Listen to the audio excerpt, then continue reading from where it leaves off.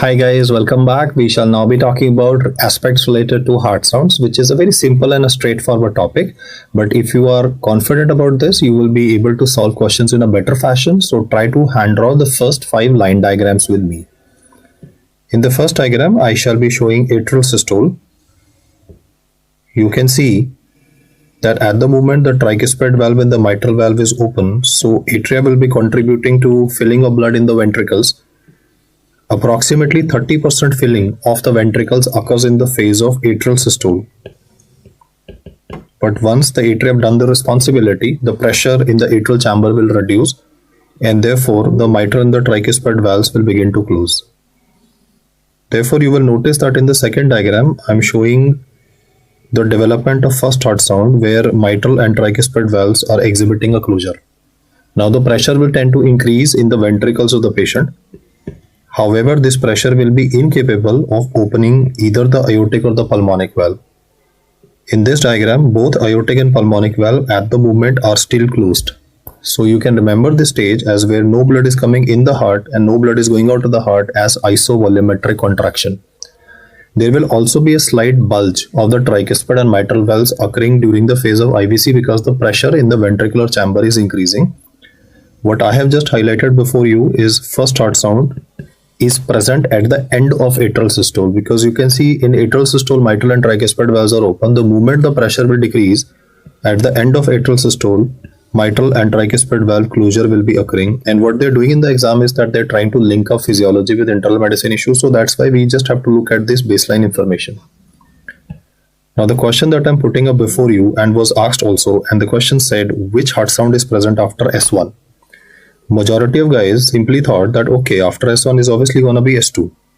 But please appreciate that he was asking you a concept from physiology, which is the fact that when the pressure in the ventricles will increase dramatically, I've just put a bigger plus to highlight that the pressure in the ventricles is even higher now.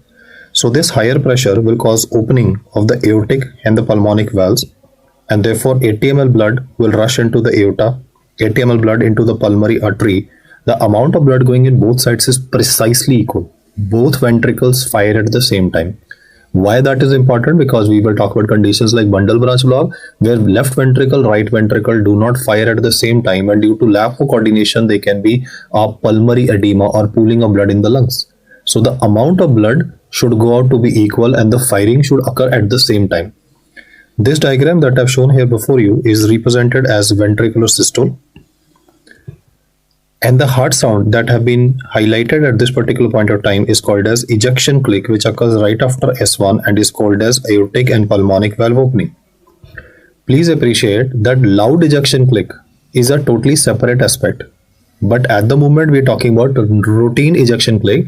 Routine ejection click is aortic and pulmonic valve opening. So in the exam, if they ask you what is heard after S1, don't answer S2, rather answer it as ejection click, because all they are asking you is the sequence of cardiac cycle. They just want to know, or do you know the cardiac cycle sequence? So it is ejection click, and then subsequently what's going to happen next in the fourth diagram in the series will be that the pressure of the ventricles will begin to fall.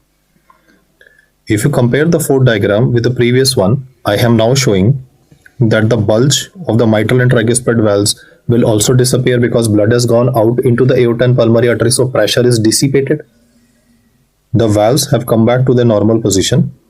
At the same time, now the open aortic and pulmonic valves will also close.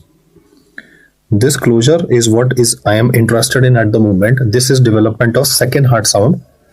This is called as S2, which is written as A2P2. Why? Because aortic valve always closes before the pulmonic valve, and the time lag between the aortic and pulmonic valve can also be heard physiologically, which is called as splitting of the second heart sound. The time lag between aortic and pulmonic valve closure is 30 milliseconds. The second heart sound has been represented during the phase of when the heart is beginning to relax. So this diagram represents what is called as isovolumetric relaxation. The blood is now trying to come back into the ventricles of the patient, but it will not be allowed permission to go into the ventricles. Why? Because at the moment the mitral and the tricuspid valves are closed. So IVR is the starting of relaxation, but at the moment the blood is not given permission to come in the ventricles of the patient. It will be, however, in the last diagram of this particular cardiac cycle that I represent, in which I will now be showing that the mitral and tricuspid valves will open. You can see As compared to the previous diagram, I have now shown rapid rush of blood. I am showing rapid ventricular filling occurring here. The blood is rushing into the ventricles of the patient, and at that point of time, or this particular movement, when the blood rushes into the ventricles, at that point when the mitral and the tricuspid valves are opening, the sound that is produced is technically called as opening snap. Please appreciate that loud opening snap is a feature of mitral stenosis that we will discuss separately. At the moment, I just want you to understand which heart sound is present after S2. Don't answer S3. Your answer is opening snap. We are studying simply the cardiac sequence, and that is that after second heart sound we have is a opening snap, which is mitral and tricuspid valve opening. The blood will now rush into the ventricles. Approximately 30% of filling of blood occurs in the phase of atrial systole, and the remaining 70% filling occurs in the phase of rapid ventricular filling. So you can see that maximum filling of blood occurs in the phase of diastole, and why that is important for you to know is because if the heart will beat very fast, then it will not be getting sufficient time to relax.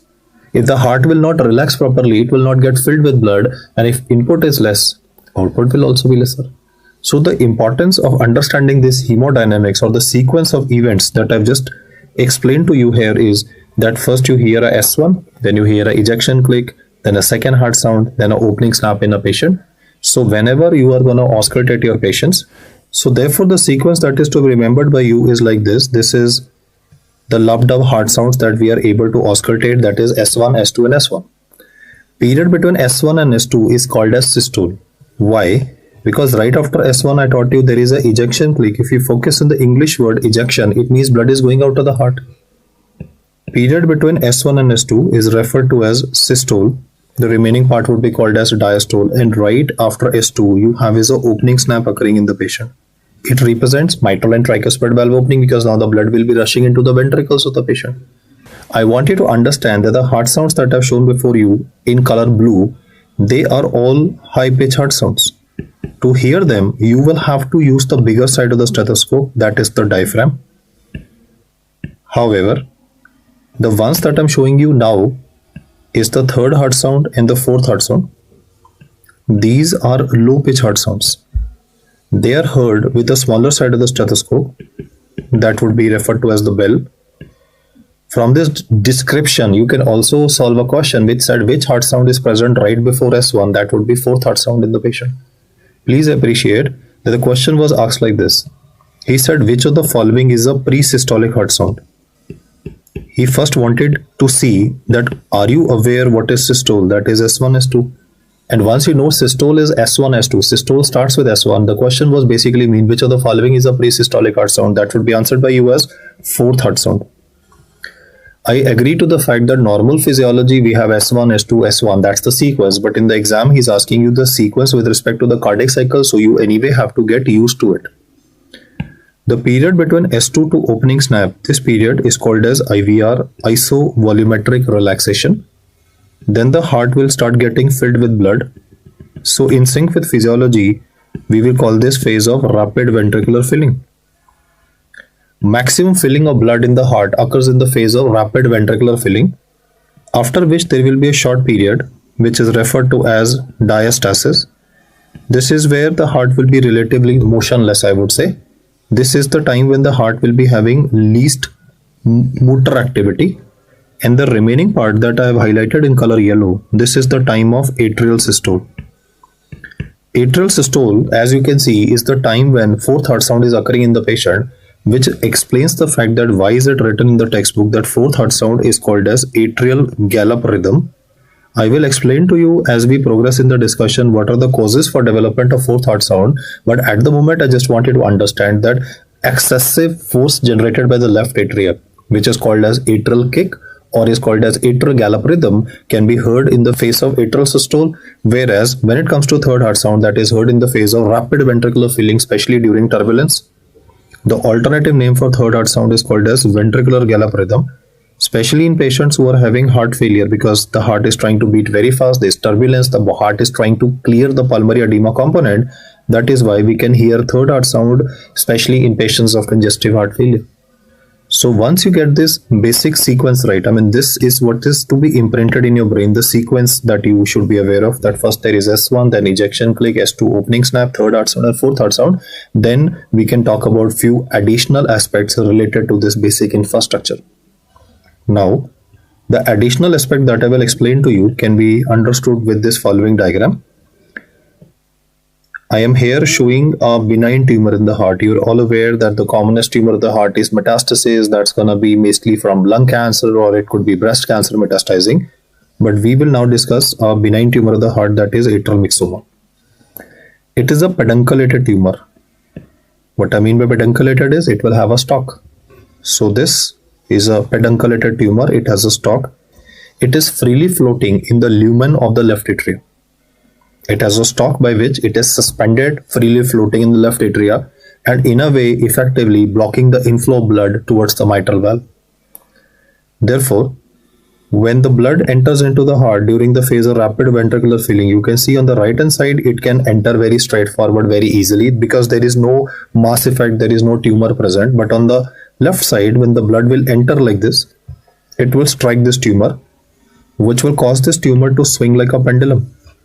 I'm now showing in the same diagram that due to the blood hitting the tumor from behind, the tumor will swing like a pendulum and it will go and hit this mitral valve leaflet, resulting in an auscultatory finding which is of interest to me, and that is called as tumor plop sound.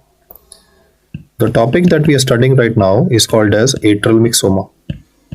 The highlight of this topic is the auscultatory finding of the tumor plop sound.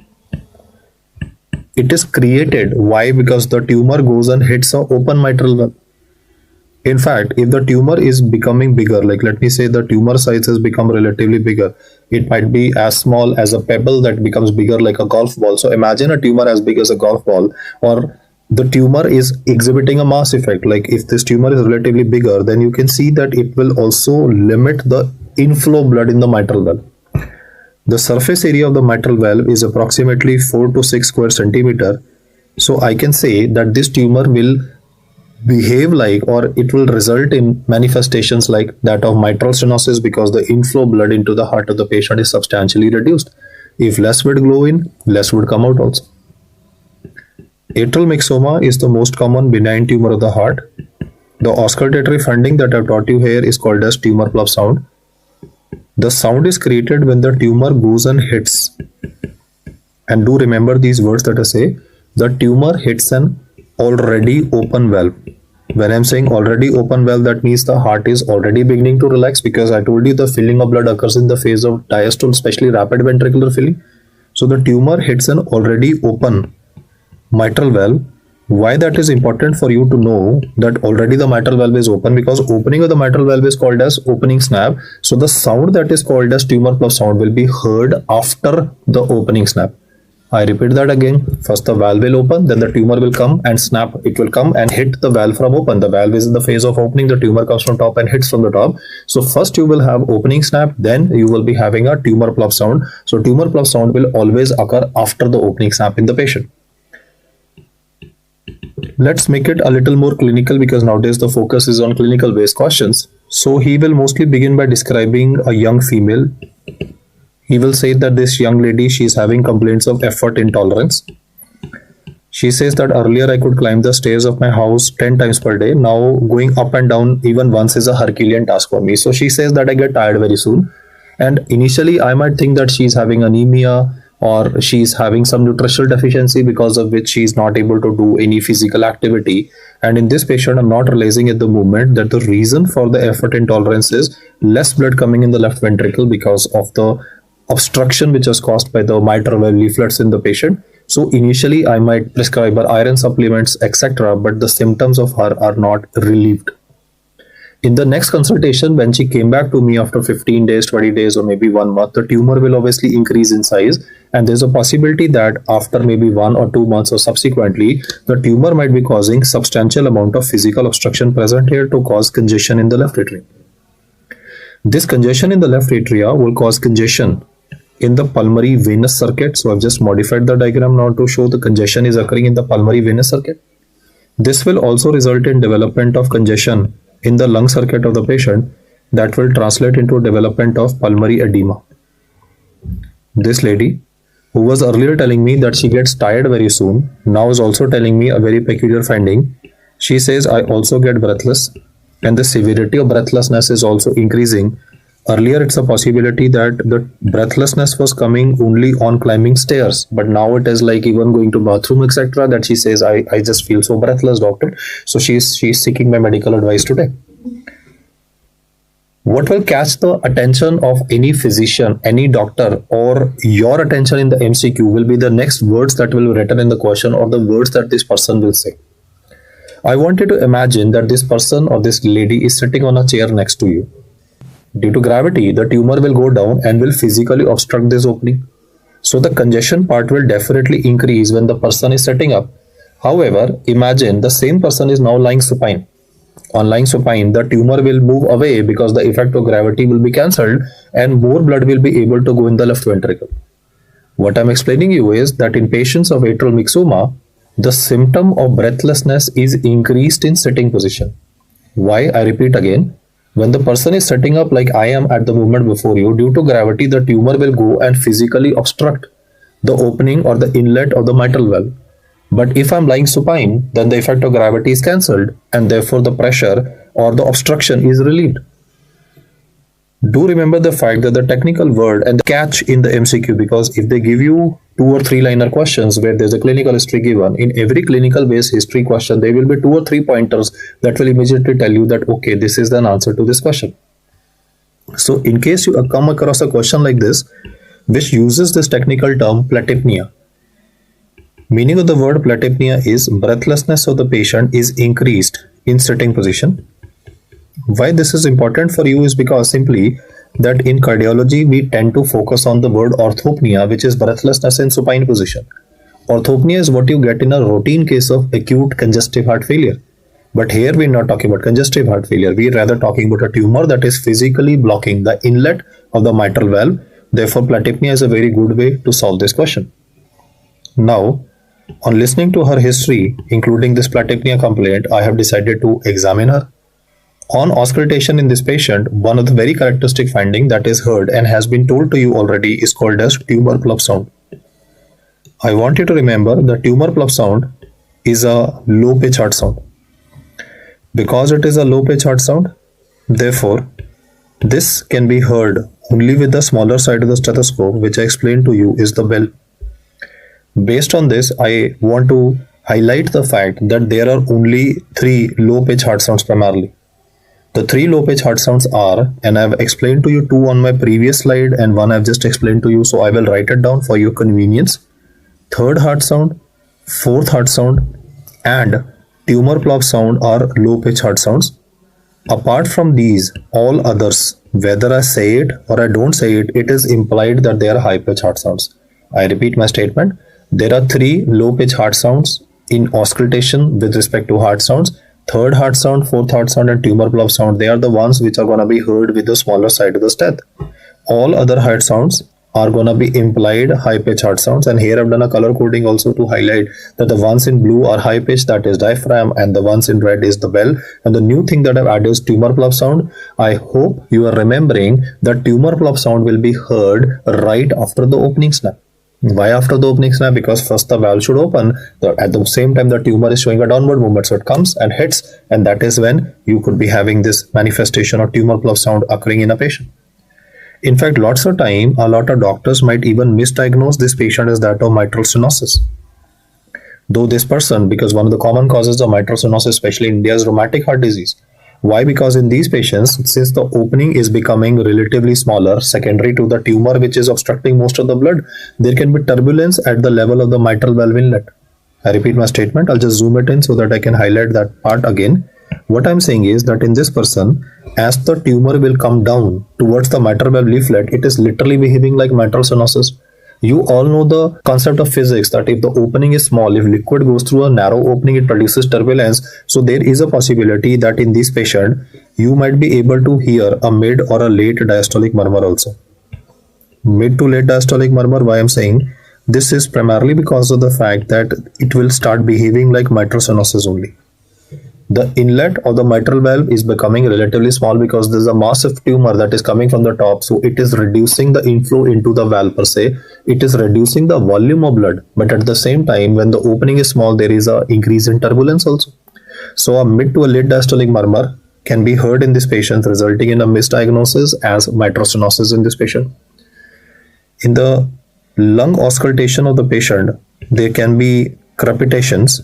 These crepitations initially might be heard over the lung basis only.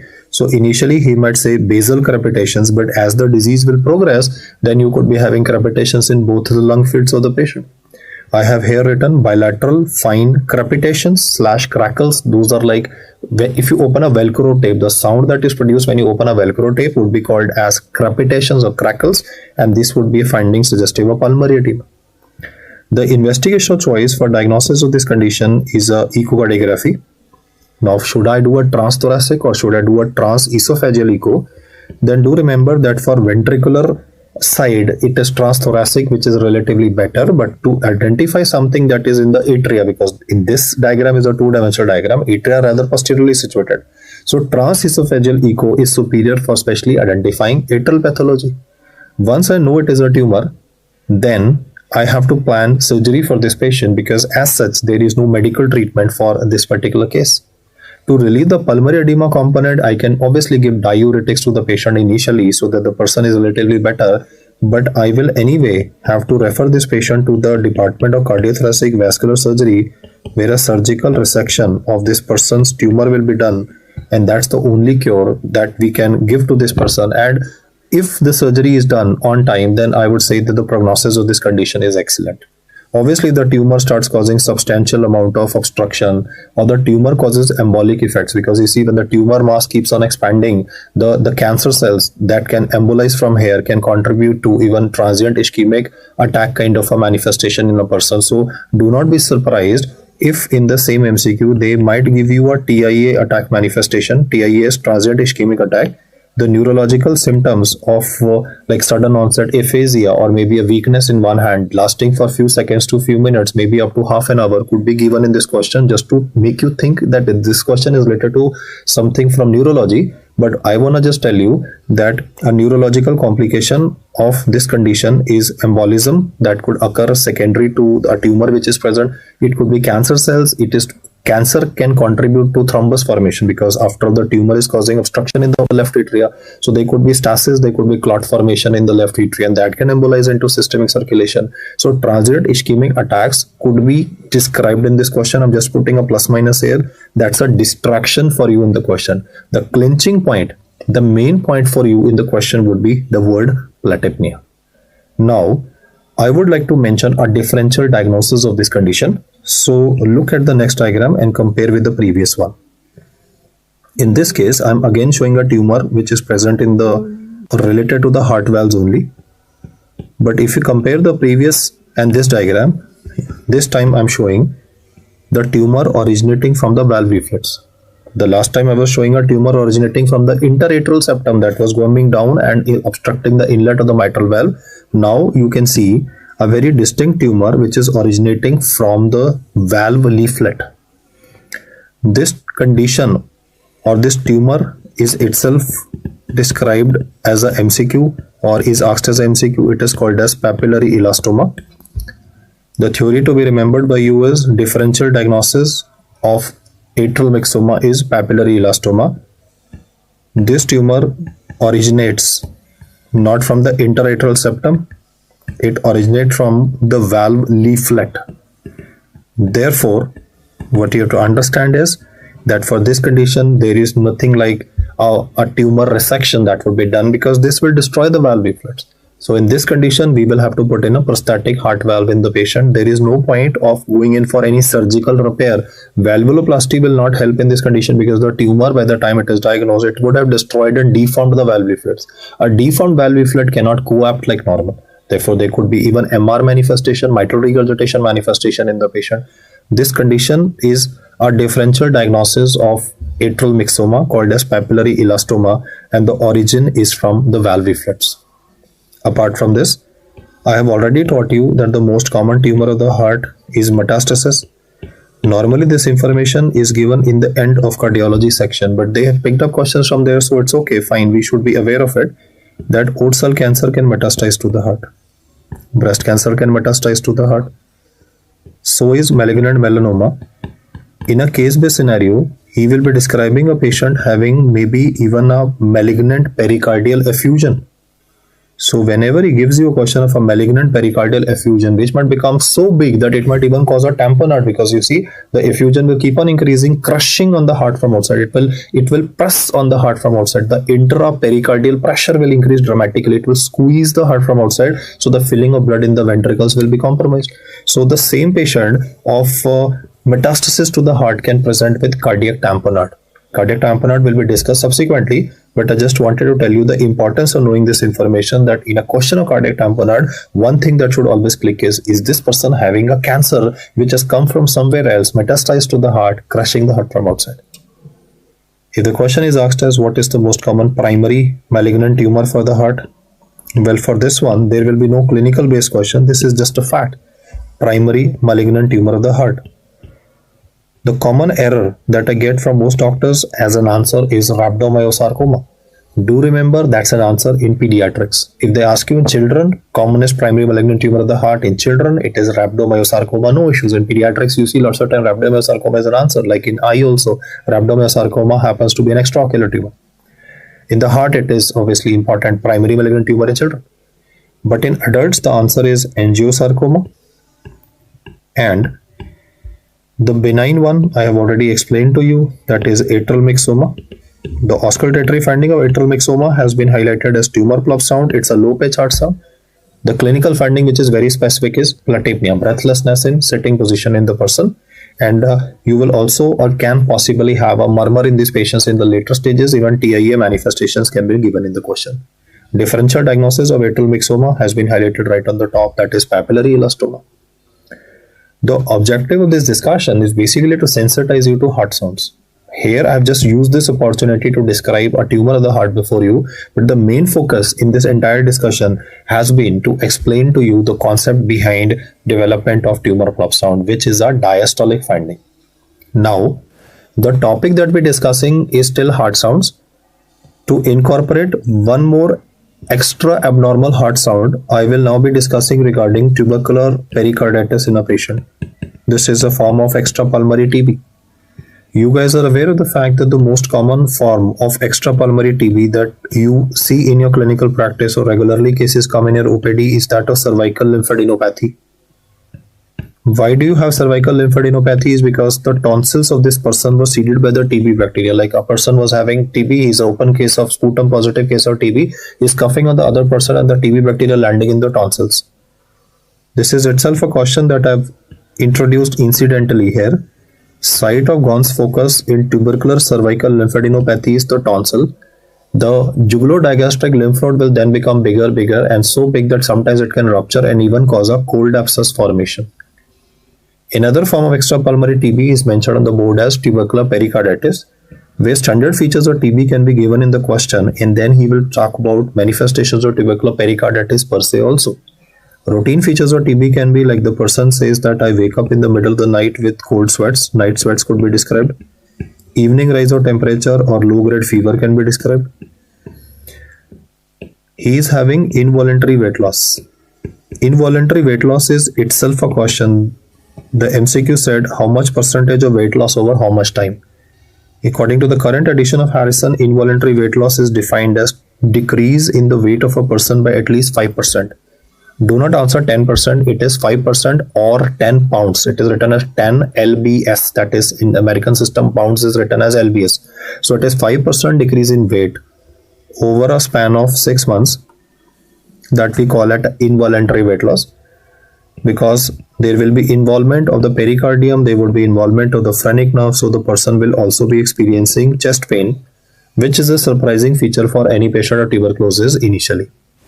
Therefore, I will be now auscultating this person who's having this symptom of chest pain at rest, and an auscultatory finding that I shall be obtaining is pericardial friction rub. You see, there is inflammation between the outermost layers of the heart. There is a serofibrinous exudate here. This results in generation of pericardial friction rub. And we will now have to differentiate a pericardial friction rub in the MCQ from a pleural rub. Pleural rub is heard only in the phase of inspiration, but pericardial friction rub can be easily differentiated from pleural rub by breath holding. Please appreciate that if a person is having a scratchy sound in the chest, which you are suspecting could either be pleural rub or pericardial friction rub, what advice will you give? You will ask the person to hold his breath for a few seconds, and when he's holding his breath, you will notice that the sound will still be persisting. Do remember that when the person will hold his breath, lungs are not working at that point of time. You just have to hold your breath for 5 seconds or count mentally till 5 in your mind and hold your breath for 5 seconds or whatever you can, and the sound is still coming. That means sound is not coming from lungs, it is coming from the heart. So this was itself a question. What is the best maneuver to differentiate pericardial rub from a pleural rub? Options were like deep inspiration, deep expiration, forceful inspiration, and breath holding. The best maneuver to differentiate between a pericardial rub versus a pleural rub is breath holding. And if the sound persists, that means it is coming from the heart because the lungs are not working. On the other hand, pericardial friction rub can be easily differentiated from pleural rub because pleural rub is heard mainly in the phase of inspiration. Once I've auscultated this person and I'm getting this finding of rub, it is my job now to do a quick ECG because any person with chest pain ECG should be done. A very characteristic ECG finding of pericarditis can be given in the same question, which will be a development of ST segment elevation. You are aware of the fact that ST segment elevation is found in myocardial infarction also, but in this case you will notice that the ST elevation which is present will be relatively concave upwards. In myocardial infarction, the ST elevation is always convex. I'll just sketch it before you. In myocardial infarction, this ST elevation will be also associated with the T wave inversion. It could also be having a deep Q waves, but one of the highlights, because the images in the exam are very clear, is ST elevation which is convex upwards. This is also called as Pardee sign. Pardee sign is a very classical feature of myocardial infarction. The finding would be called as TEMI, ST elevation myocardial infarction. It is also called as tombstone pattern. So whether you read Pardee sign, tombstone pattern, or simply ST elevation convex in an upward direction, it highlights that the patient is having myocardial infarction. On the other hand, if there is a ST elevation concave upwards, it is pericarditis. There are other differences also because pericarditis is present all around the heart, 360 degrees. So there are 12 leads ECG that you perform. In pericarditis, you will get findings in almost 11 out of 12 leads. Remember, in myocardial infarction, the findings are found only over overlying leads. Like for example, person is having lateral wall MI, so findings will be found in lead 1, then AVL, then V5, V6, because those are the leads that study the lateral surface of the heart. If it is posterior wall MI, the findings would be found in like V7, V8, V9. So the point is, in myocardial infarction, the ECG findings are limited to only few leads, but pericarditis is a diffuse manifestation. It's all around the heart. So 11 out of 12 leads will be having a ST elevation. You might even say the word except here. The except would be given by you as AVR. AVR is one lead in which the first wave of the ECG, the P wave, as well as the T wave, both come upside down. Do remember the fact in a normal person's ECG, the first wave of the ECG, P wave and T wave, is always negative. It is upside down in AVR. So in this person, you will be able to get a reciprocal change of ST segment depression. This is how the ECG of the same pericarditis person will appear to you in lead number AVR, which reads the heart the other way around. What I mean by reading the heart the other way around is, it reads the P wave upside down and the T wave upside down, and therefore the change would be also a ST segment depression. So don't be surprised if he mentions ST segment depression deliberately in this question in only one lead. That is just to see whether you are aware of this concept that in pericarditis of any etiology, if it is acute pericarditis, it could be tubercular, it could be bacterial pericarditis. If there's a pericarditis, there will always be of acute. The word is acute, right? Not constrictive. Acute pericarditis will always be having a ST elevation which will be concave upwards in 11 out of 12 leads except lead number AVR. Now, once I've demonstrated pericarditis on basis of two things, one is the auscultatory finding, second is the ECG finding, I also need to be sure that this is tuberculosis. A large number of these patients can also be having pericardial effusion developing subsequently. So if I do a echocardiography in the patient, a pericardial effusion, a minimal pericardial effusion may be seen in the patient. You see, normal pericardial space contains 20 to 50 ml fluid for lubrication purposes. Here, because there is the inflammatory part, so the fluid can be more than 50 ml. So pericardial effusion may be demonstrated, minimal pleural effusion may be written. Once I've identified that yes, there is a problem with the heart of the patient, I now need to demonstrate it is tuberculosis. Obviously, in a person who's having extrapulmonary tuberculosis, there could be positivity with Mantoux, there could be X-ray findings in a person, but sometimes Mantoux might not be positive, X-ray may not be positive. So what test will you do to identify that this case is having extrapulmonary TB? Then in these patients, maybe you can use pericardial fluid or any body fluid to evaluate for presence of Mycobacterium tuberculosis. What test will you do on the pericardial fluid if available in this case? The test that you will do will be called as CBNAT. You are now aware of the fact that CBNAT, which is written in American books like Harrison as gene expert. So whether you say gene expert or whether you say CBNAT, that is cartridge-based nucleic acid amplification technology, is the best test for diagnosis of pulmonary TB. In pulmonary TB, we use sputum. In extrapulmonary TB, we can be using pericardial fluid. In CSF, in tubercular meningitis, we could be using CSF, CBNAT in the person to demonstrate.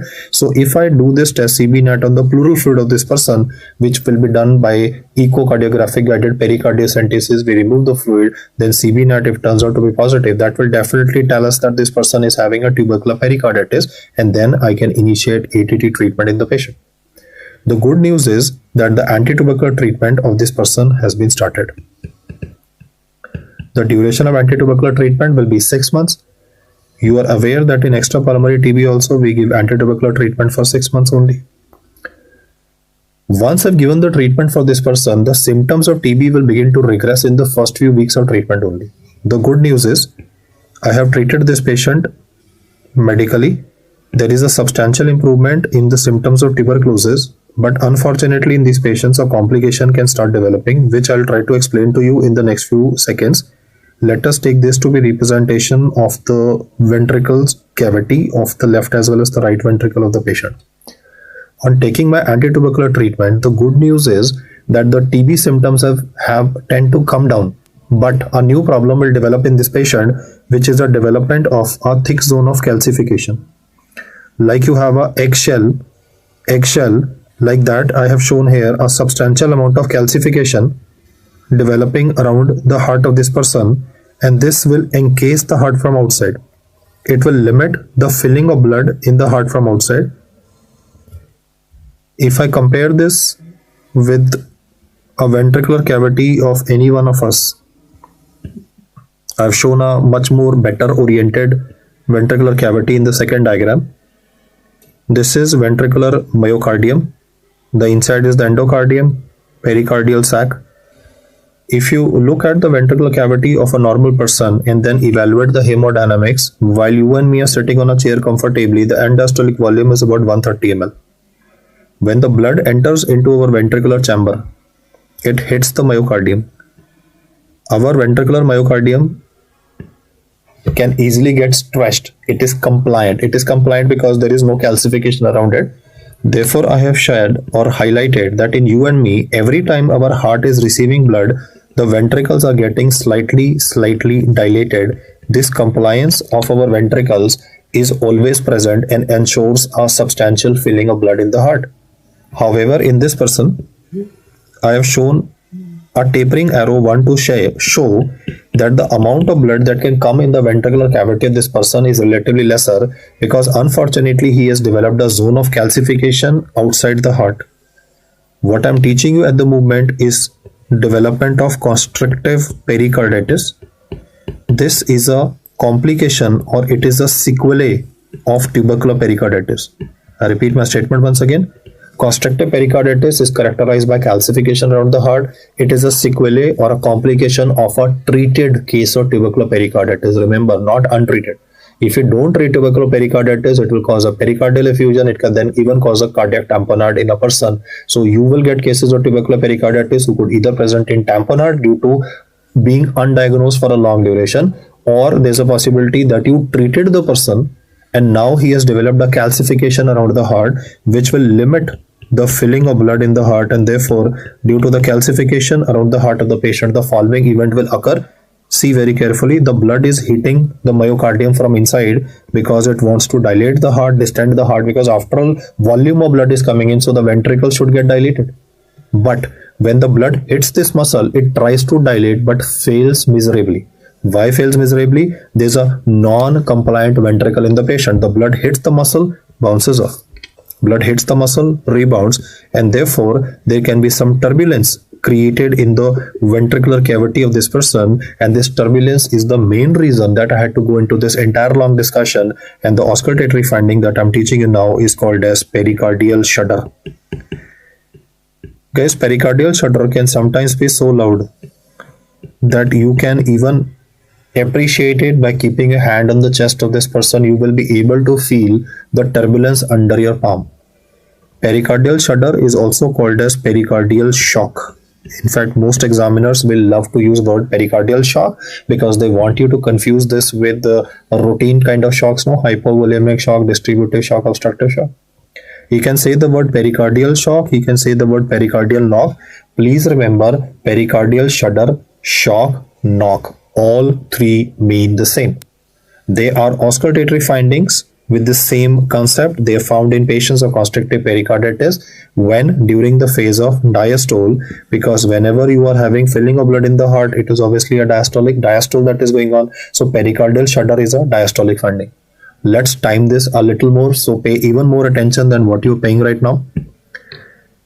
If you look at the normal side, I have shown now mitral valve. Let us imagine this is the left ventricle. I have shown the mitral valve to be open. When the mitral valve will open, I'm putting one here to say that opening of the mitral valve is what I taught you is called as opening snap. So in a normal person, first you have opening snap, then blood goes in, it dilates the muscles of the heart of yours and mine and is able to distend the heart in a normal person. I will say the same thing for this patient also. Mitral valve is open, so I've just put a 1 here. It simply signifies that opening snap has occurred in the person. Now blood will go inside, hit and bounce off, and that creates turbulence, which is called as pericardial shudder. So pericardial shudder will always occur after the opening snap. I repeat my statement. First the valve will open, blood goes inside, so opening snap has already occurred. Now the blood will go inside, hit and bounce off. So pericardial shudder will always be heard after the opening snap. Now what is heard after the opening snap? After the opening snap comes third heart sound. Remember I drew that cycle before you. First you have second heart sound, opening snap, third heart sound, fourth heart sound. So pericardial shudder always occurs after the opening snap, and because it can occur at the same time as that of third heart sound, pericardial shudder can mimic third heart sound. I repeat my concept once again. What I said was, first mitral valve will open, that is opening snap, then blood will go inside, hit and bounce off. So pericardial shudder is always heard after the opening snap. What is heard after the opening snap in a normal person? Third heart sound. So you could get confused. Are you hearing third heart sound? Are you hearing pericardial shudder? How do you differentiate two different sides of the stethoscope? Third heart sound, as I explained to you, is a low pitch heart sound, so you will be using bell. And pericardial shudder is a high pitch heart sound. This is best heard with the help of diaphragm. The learning message for you is that pericardial shudder as well as third heart sound occur at the same time, but they are not heard with the same side of the stethoscope. To hear a third heart sound, you need to use the bell. To hear the pericardial shudder, you need to use the diaphragm, and my basic message still remains the same. All heart sounds are high pitch except only 3. Remember, third heart sound, fourth heart sound and the tumor plug sound are the only 3 low pitch heart sounds. All others are high pitch heart sounds. So if you remember the line that I said initially, you are right, or you are bang on target to solve even a question related to pericardial shudder and its timing. Remember, pericardial shudder mimics third heart sound. On the basis of this, now you will be in a better position to understand this sequence of events. So let's practice this again. I have today taught you that you will be able to hear the lub-dub heart sound like this, S1, S2, S1. Do remember, right after S1, you get a finding that is called as ejection click. After second heart sound, you have is a opening snap. In case you have forgotten, I repeat again, loud opening snap, mitral stenosis. But at the moment, it is the sequence that you need to remember. After this, there would be a presence of third heart sound in a patient. They could be fourth heart sound, yes, if there is a problem like there is a left atrial hypertrophy due to hypertension, fourth heart sound can be heard in hypertension patients. Any condition where there is an outflow tract obstruction, fourth heart sound would always come in the patient. Now, in the same diagram, we will make some additions. One of the additions to be made is a heart sound that occurs at the time of third heart sound. We just discussed, this is pericardial shudder. This is auscultatory finding of a calcification around the heart for constrictive pericarditis. Another finding that I've taught you is right almost occurring at the same time, but still occurring after the opening snap, because rapid ventricular filling should occur. That's when the mitral valve should open, only then blood will go inside. So this green arrow that is present here is for tumor plug sound.